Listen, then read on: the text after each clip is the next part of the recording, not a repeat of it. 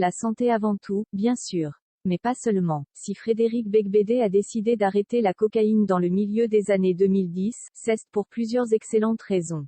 Difficile de dissocier Frédéric Beigbeder des substances illicites, tant leurs noms ont, ensemble, défrayé la chronique. Dans la majorité de ses livres, l'auteur évoque sans pudeur les lignes de cocaïne que ses personnages, souvent inspirés de faits réels, s'offrent ouvertement sur les capots de leur voiture, garée en pleine rue de Paris.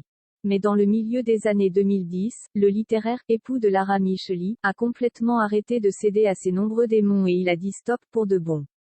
La cocaïne coupe toute capacité à conclure sexuellement. Mais qu'est ce qui a bien pu le décider à arrêter la poudreuse? Les efforts de sa femme et de ses 3 enfants, Chloé, née en 1999, Ouna, née en 2015 et Léonard, son petit dernier né en 2017, bien sûr, mais aussi le fait que ses performances polies étaient considérablement diminuées par les excès. Je n'ai jamais compris ceux qui en prenaient pour coucher avec des gens, explique-t-il au journaliste de l'Aube. La cocaïne donne confiance pour aborder des inconnus mais coupe toute capacité à conclure sexuellement.